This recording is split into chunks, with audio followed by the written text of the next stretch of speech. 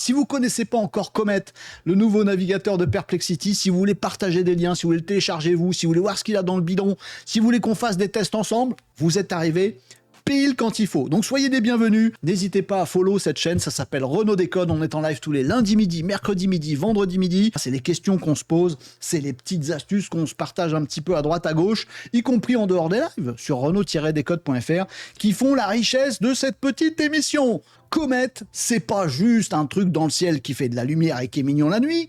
Comet, c'est surtout le nouveau navigateur de chez Perplexity. Alors attention les amis, voilà à quoi ça ressemble et quelques petits disclaimers avant de vous montrer ce que ça a dans le bidon, cette histoire de Comet.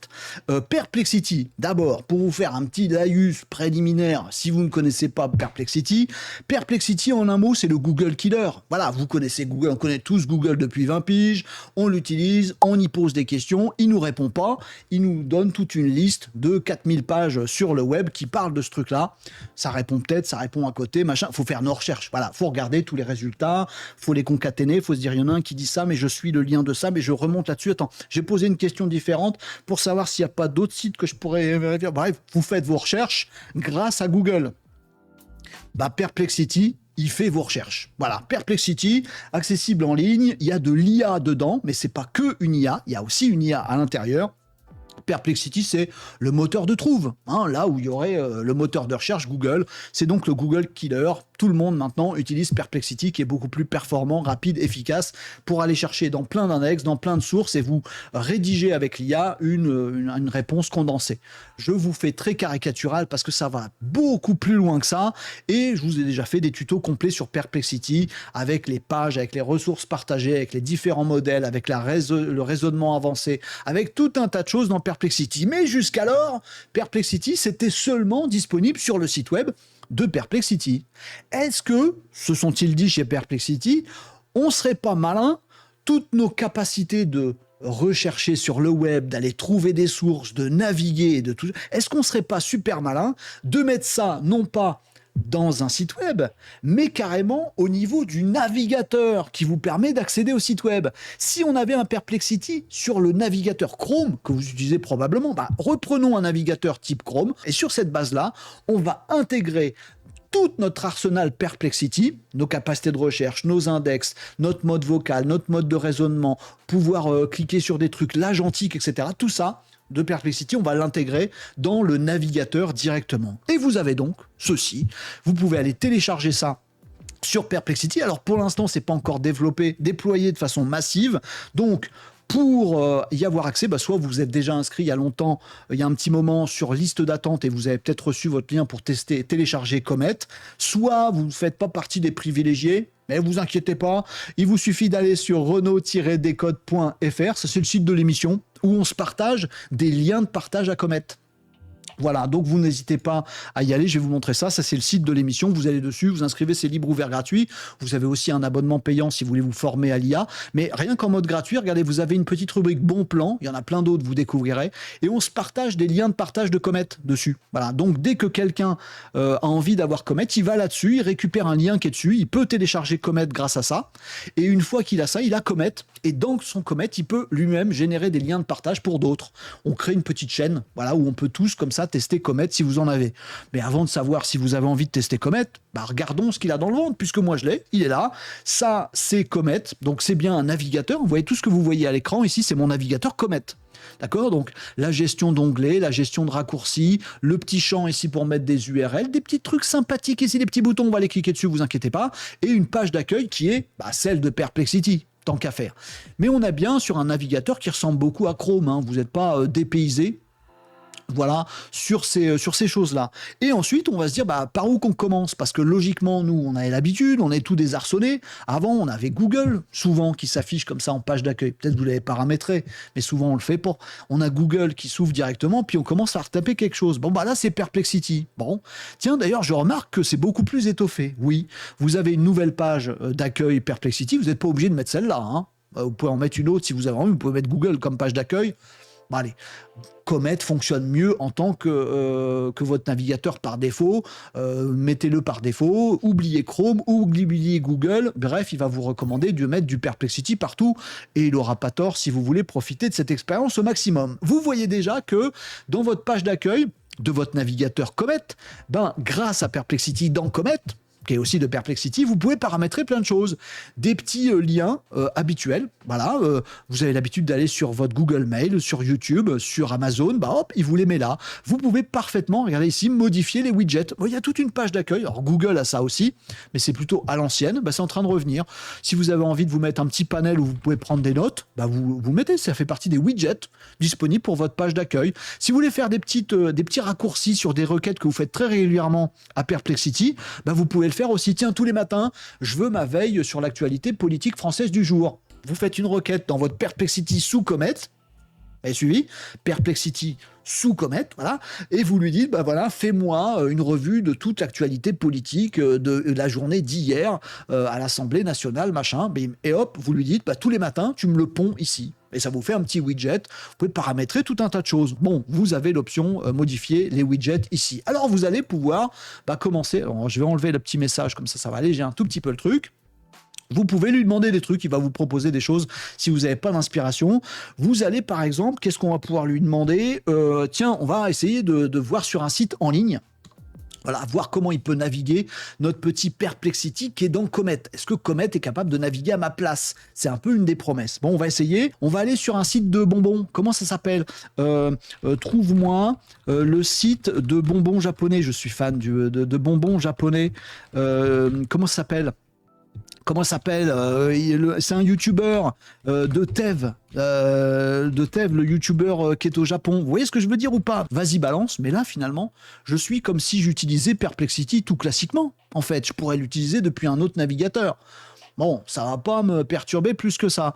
Ça s'appelle Candy-san. Ah, bah j'avais oublié le nom du site. Allez, faisons un petit bond dans le fait de profiter de ce navigateur Comet, puisque j'ai vu qu'il y avait quelques petites options dans le navigateur. Là, je suis sur l'affichage d'une page. Mais dans le navigateur, je vois qu'il y a des choses nouvelles qui sont apparues.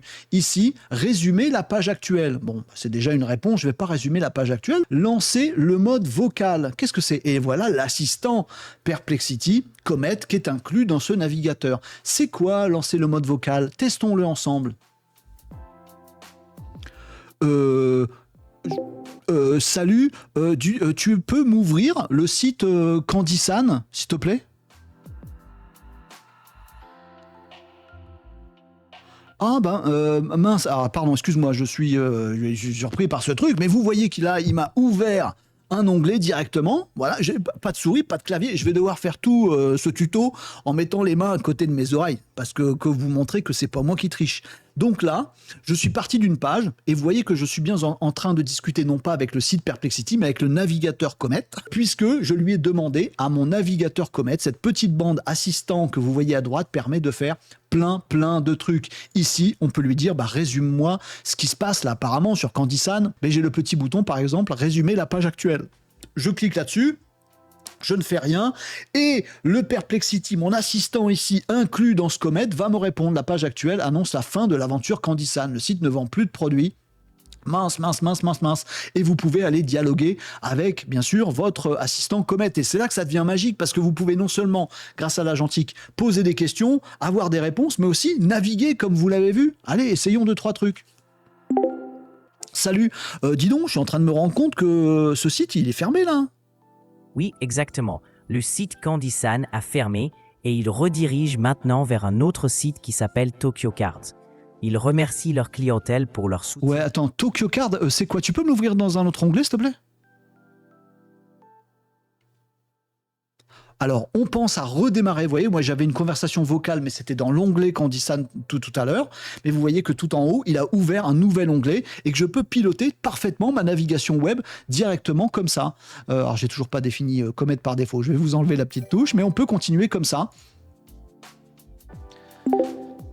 C'est quoi ce site à Tokyo Cards? Parce que j'étais sur Candy-san avant, je voulais acheter des petits bonbons japonais, mais là, ça n'a rien à voir avec des bonbons japonais, non? Ce site, Tokyo Card, est spécialisé dans les cartes à collectionner japonaises. Oh, mais tu réponds super vite, c'est incroyable, le délai de latence, il est dingo. Excuse-moi, est-ce qu'ils ont des cartes sur Dragon Ball?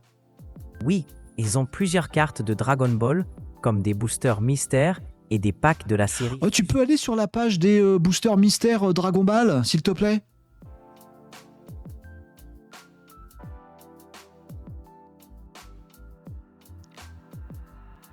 Voilà, la page des boosters mystères Dragon Ball est ouverte. Non, elle n'est pas ouverte réellement. Mais est-ce que tu peux me dire ce qu'ils ont comme cartes différentes, j'y connais rien, excuse-moi, dans l'onglet Dragon Ball, là, je vois une option dans le menu. Il y a quoi dedans?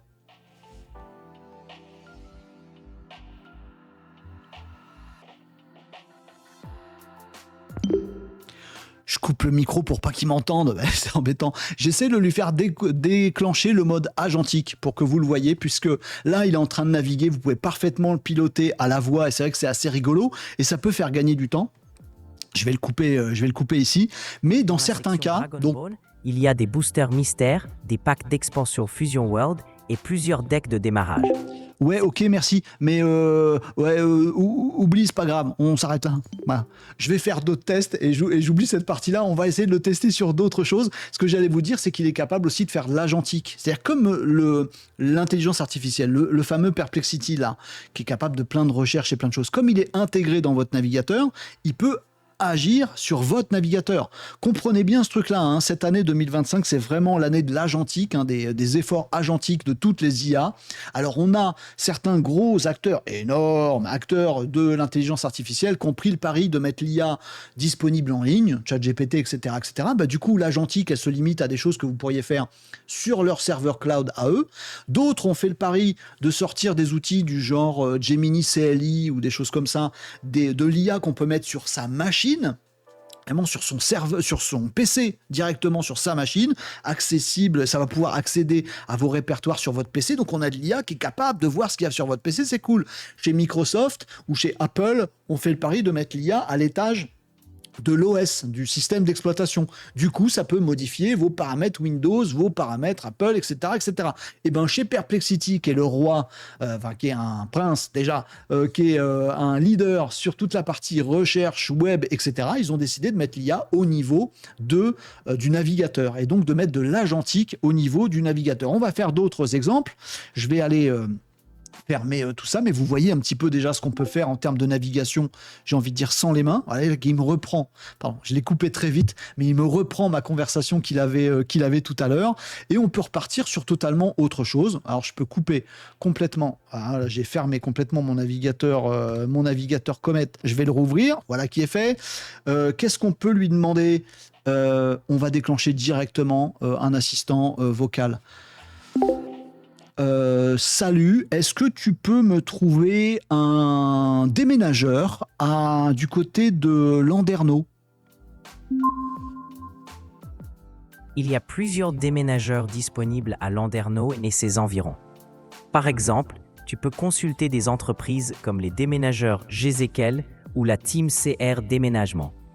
Tu peux facilement demander plusieurs devis en ligne pour comparer les prix et les services. Ok, tu peux m'ouvrir le premier dans un nouvel onglet, s'il te plaît? J'ouvre le premier dans un nouvel onglet. Je reviens sur mon onglet d'avant. Mais ils sont vraiment à Landerneau ou ils sont loin, ils sont pas loin, ils sont où exactement? Landerneau se trouve dans le Finistère, en Bretagne, à environ 20 km au nord-est de Brest. C'est une ville située... Montre-moi sur Google Maps, s'il te plaît. Je ne sais pas pourquoi Landerneau, j'en sais rien, je ne connais même pas cette ville, je ne sais pas où ça se trouve. Mais vous voyez que je peux comme ça naviguer avec onglet après onglet.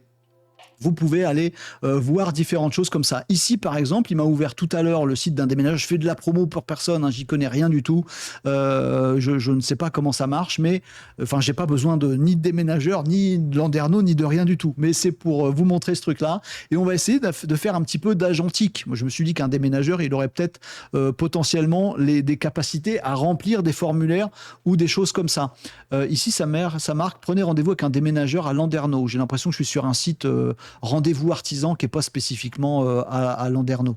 Alors on va lui dire autre chose et on va voir si Comet est capable de faire de l'agentique.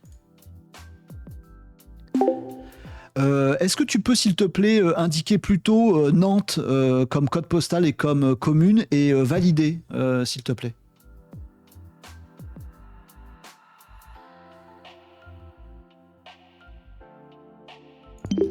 Je touche à rien, je coupe juste le micro. Pour que vous voyez que là, il m'a fait un joli truc bleu autour. Là, il est en train, mes mains sont là, il est en train d'écrire juste derrière ma tronche, là. Je vais baisser un petit peu, regardez.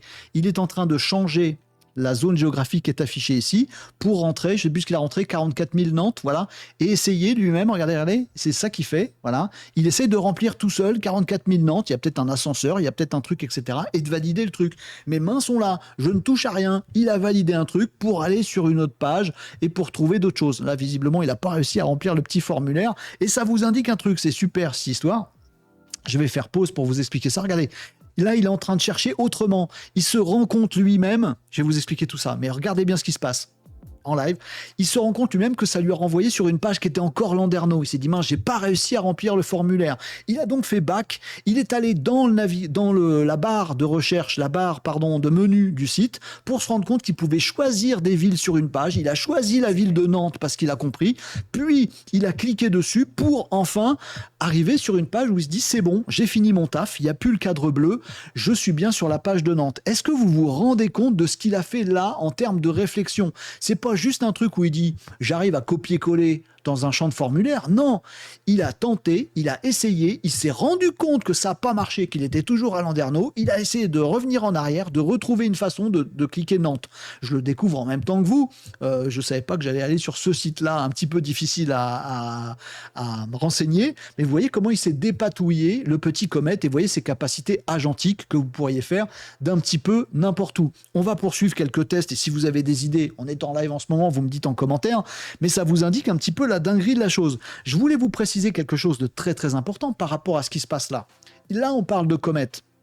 Vous pouvez être sûr que les autres vont s'y mettre à l'agentique dans un navigateur, qu'on aura très bientôt du côté de Google, qui est quand même Google, qui a quand même Gemini, et qu'à Chrome, vous pouvez être sûr que toute cette panoplie des navigateurs avec de l'IA dedans, qui vont faire disparaître vos claviers, vos souris, et vous allez pouvoir dire en sirotant votre café tranquille avec les collègues, tiens, va me faire une recherche complète de tous les déménageurs de la région et envoie-leur à tous une demande de devis.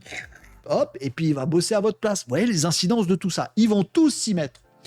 L'important pour vous, si vous êtes une boîte, si vous êtes un créateur de contenu, si vous êtes un média en ligne, machin, etc., c'est de vous assurer que votre site est prêt, pas comme celui qu'on a vu tout à l'heure, où quand on essaye de remplir 44 000 Nantes, ça bug un petit peu, voilà. Vous assurer que vos sites sont prêts à être visités et utilisés non plus par des humains, parce que le mode Google à la papa, c'est bientôt terminé. Il y a les AI Overviews, le mode IA dans Google qui arrive, et très prochainement, c'est déjà le cas dans plein de pays dans le monde, malheureusement pas encore en France et en Europe, et on ne le voit pas venir. Dans quelques temps, on utilisera tous l'IA de nos navigateurs. Et donc, on ne va plus aller sur les sites web, on ne va plus remplir des formulaires. Vous le voyez ici avec Comet, c'est Comet qui remplit les formulaires et c'est Comet qui visite le site web. Préparez vos sites web à ce qui est en train de venir. Voilà, on va aller un petit peu plus loin, mais là, déjà, du coup, un peu par hasard, vous avez vu toutes les capacités, enfin, pas mal de capacités agentiques et tout ça, d'ouverture, de remplissage de formulaires, etc., etc. On va essayer un truc qui peut vous agacer un petit peu, mais je voulais vous le montrer. Regardez bien ce qui va se passer. Je voudrais me rendre sur le site officiel de Donald Trump, s'il te plaît.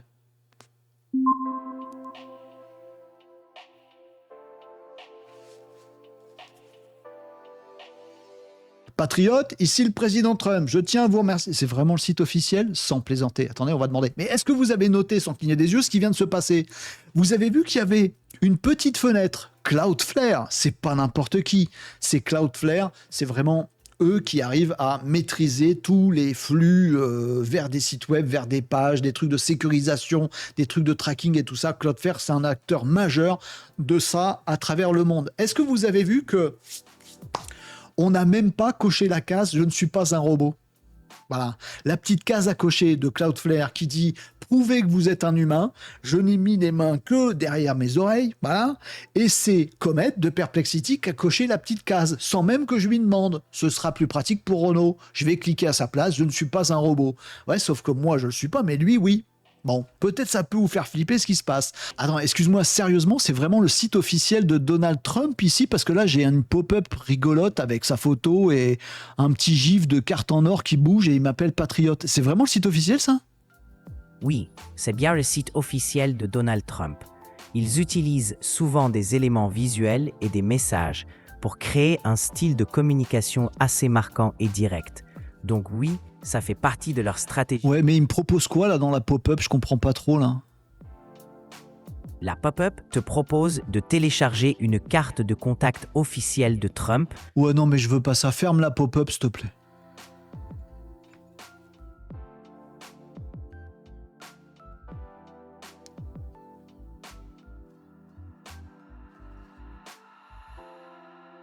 C'est bon, la pop-up est fermée.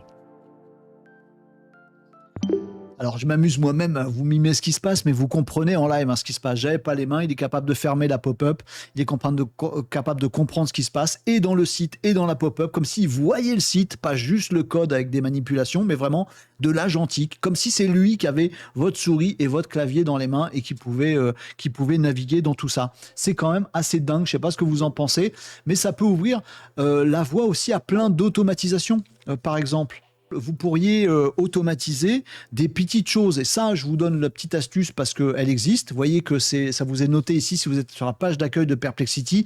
Ça prend tout son sens si vous êtes avec Comet.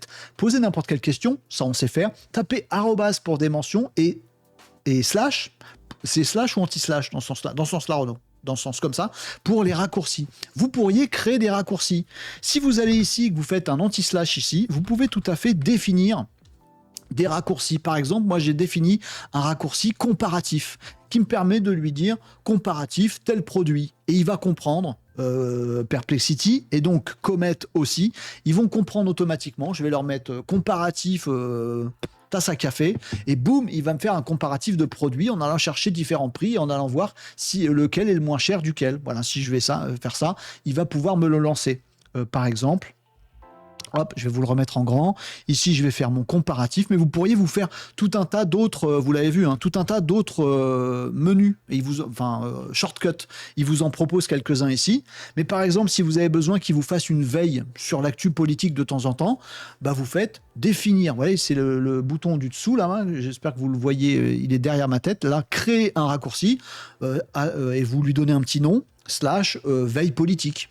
Et dedans, vous lui mettez un prompt que vous écrirez qu'une fois. Ouais, fais-moi une revue d'actualité politique de machin truc. Et après, demain, vous allez dans Comet et vous lui dites, tiens, veille politique. Et boum, il vous fait tout seul. Vous sirotez votre café tranquillou ou vous faites autre chose et vous avez votre veille qui est faite tout seul.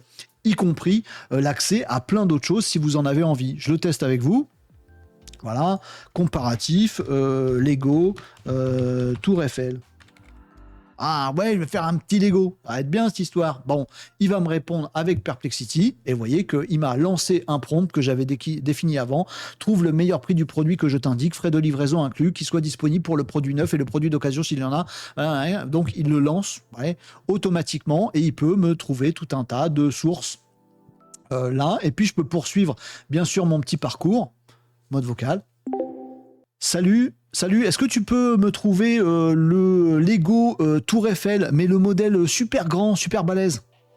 Le modèle super grand, c'est le Lego Icons 100307 de la Tour Eiffel. Il fait plus de 10 000 pièces et mesure environ 1,50 m de haut.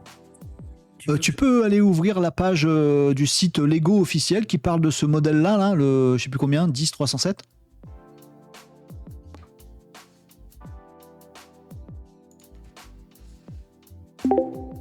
Ouf, dis-moi, ce Lego là, il se fait en combien de temps? Une demi-heure, 3/4 d'heure? Ce set Lego de la Tour Eiffel est très complexe avec plus de 10 000 pièces. En général, ça peut prendre plusieurs heures, voire plusieurs jours, selon ton rythme. Oh la vache, bah ça me fait drôlement envie. Est-ce qu'il est dispo là en stock? Est-ce que je peux le commander?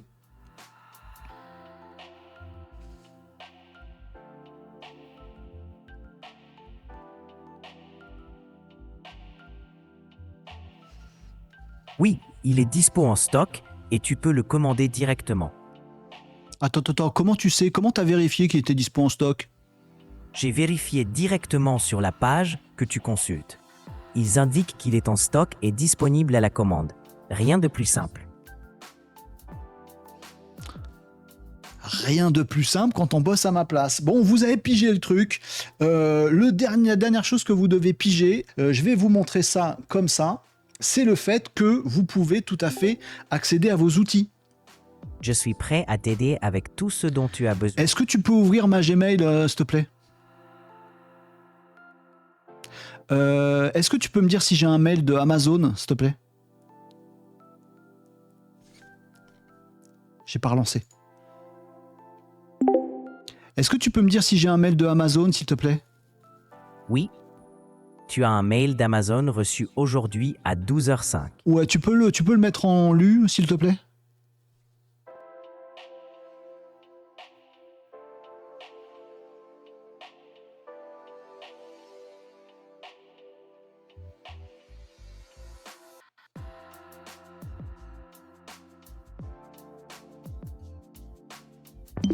Vous avez, j'espère, pigé le truc. Bon, j'ai mes mails perso à côté, mais on s'en fiche. Vous avez compris qu'on est dans le navigateur. On vient de caler de l'IA et de l'agentique IA, non pas juste au niveau d'un site web qu'on peut consulter, une recherche ChatGPT, on peut faire de l'agentique sur le site, mais on peut faire de l'agentique sur tout ce qui peut se passer dans un navigateur. Alors si votre messagerie, par exemple, c'est Outlook sous forme logiciel PC, bah, il vous faudrait de l'IA pour piloter votre messagerie Outlook sur votre PC, il faudrait de l'IA au niveau de votre Windows, par exemple. Voilà. Mais là, si vous utilisez de la messagerie, de l'agenda, des notes, n'importe quoi, un Notion, un Slack, un réseau social, LinkedIn, tout ce que vous pouvez utiliser dans un navigateur. Je vous aurais parlé il y a 15 ans de ça. La plupart des applications n'étaient pas en mode SaaS. La plupart des applications, il fallait les télécharger, les installer sur son PC. Quand on changeait de PC, on n'avait plus rien. Bon, aujourd'hui, bien sûr, toutes les applications, beaucoup d'entre elles, pas toutes, sont disponibles en mode SaaS, donc accessibles depuis un navigateur.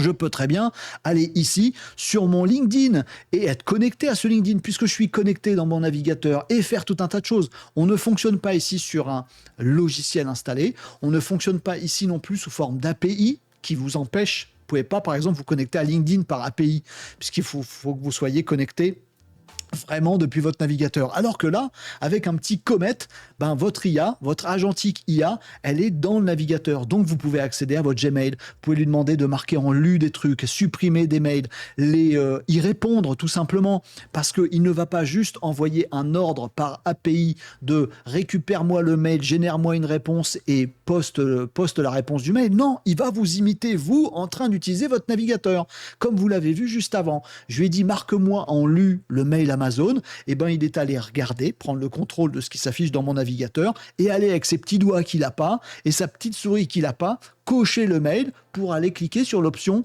marquée comme lu. En fait, il prend les commandes de mon navigateur comme moi je le ferais avec mon clavier et ma souris. Ce qui peut dans beaucoup de cas aller beaucoup plus loin que ce que vous pourriez faire via API ou autre. Là, je vous ai montré avec Gmail, mais c'est possible avec n'importe quel truc que vous pouvez afficher sur votre navigateur. Un petit essai avec LinkedIn.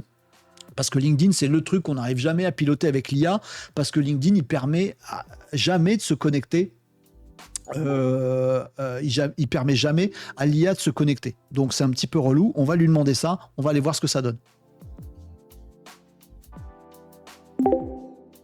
J'adore utiliser en mode vocal. C'est encore plus confortable. Excuse-moi. Est-ce que tu peux ouvrir mon LinkedIn, s'il te plaît? Je ne trouve pas de lien LinkedIn dans ton historique ou tes onglets ouverts.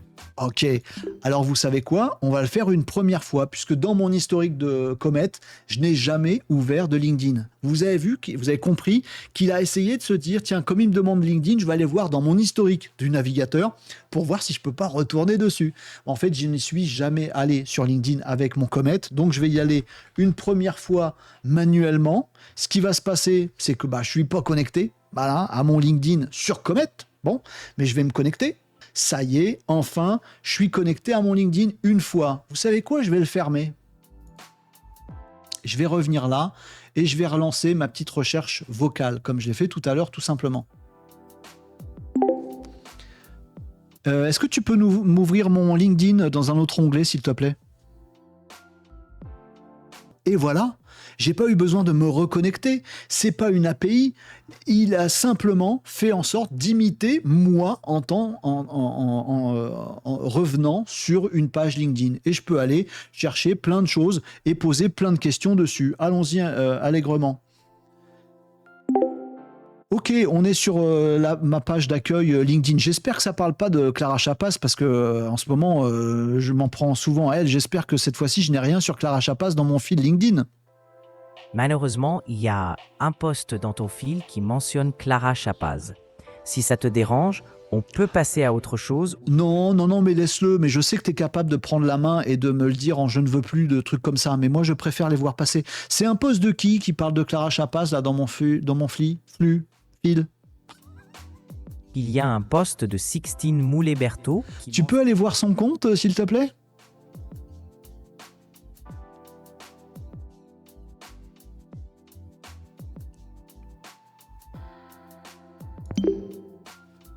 Je coupe le son parce que sinon je ne peux plus parler, alors on est obligé de l'attendre. Soit il va prendre la main sur mon LinkedIn et aller cliquer sur un lien de Sixtine, voilà. Soit là il est en train de rechercher par ailleurs, lancer une recherche sur le compte de Sixtine ailleurs sur Internet. Je pense qu'il est en train de faire ça. Et on peut comme ça continuer notre navigation, mais vous voyez que là je suis en mode privé LinkedIn et que ça fonctionne très très bien là-dessus. On va le mettre en vignette en attendant qu'il ait fini son petit travail et on pourrait lui demander plein de choses. Va regarder, va faire une recherche LinkedIn de tous les contacts là-dessus, et puis envoie-leur un petit message de ma part. Mais Renaud, c'est pas possible ça en automatisation. Il faut des outils à 100 balles par mois pour pouvoir faire ça. Non, on a maintenant un Comet qui bosse à votre place. Donc, il n'y a même pas besoin d'avoir un outil qui fait comme s'il bossait à votre place. Il y a déjà dans votre navigateur un Comet qui bosse à votre place. Ben, il n'y a plus qu'à lui dire ce qu'il doit faire et il va le faire. Envoyer des petits messages à droite, à gauche et poursuivre sa route comme ça. Le truc est juste magique. Voilà le tour des premiers pas que vous pourriez faire avec le fameux Comet de chez Perplexity. C'est un début. C'est une première version actuellement disponible que si vous avez un petit lien de partage, si vous êtes inscrit à une waitlist ou si vous allez, parce que vous êtes des petits malinos, sur renaud-décode.fr. Je vous le montre, et je vous le montre pas sur Perplexity, je vous le montre sur un navigateur classique Chrome, mais si vous allez sur le site renaud-décode.fr, vous allez avoir une rubrique bon plan accessible à tout le monde, et puis là, vous voyez, il y a un petit post sur Perplexity Comet, s'il vous plaît, on va se partager nos liens de partage de Comet là-dessus, voilà. Si vous allez là-dessus, vous allez avoir des liens de partage, vous le prenez, vous téléchargez Comet, vous l'essayez, et quand vous essayez Comet, vous pouvez le partager à d'autres. Il va vous donner des liens de partage. Vous les remettez là-dessus. Et on se fait un petit peu notre chaîne comme ça de solidarité où on va tous se partager des liens de partage à Comet. Voilà, pour pouvoir l'essayer. Mais vous voyez qu'on en est à une première version. Alors, il y a des choses où il va balbutier, il y a des choses où il va pas comprendre, il y a des choses comme vous l'avez vu là sur LinkedIn où moi, j'aurais aimé qu'il clique sur Sixtine, c'était tout simple. Non, lui il se met à lancer une recherche ailleurs qui va prendre du temps. Et puis il me dit pas qu'il est en train de chercher un truc, ça se voit pas. Bon, il y a plein de petites choses perfectibles, mais déjà le mode vocal est super agréable et il est vraiment bluffant et vraiment sympathique. Le mode agentique, il marche vraiment bien. Il est déjà intelligent et réfléchi. Je me rends compte que ce que j'ai fait, ça n'a pas donné Nantes, ça a donné encore Landerneau. Je vais essayer autrement. Vas-y, prends le pouvoir, mon ami.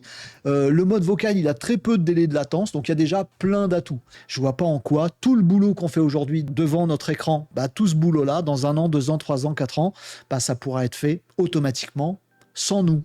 Et Comet, il coûte beaucoup moins cher qu'un salaire. Allez, je vous laisse avec ça comme réflexion et vous me dites en commentaire si vous avez des questions, des remarques, des souhaits, des objections ou des retours de tests et de dingueries que vous auriez réussi à faire avec Comet.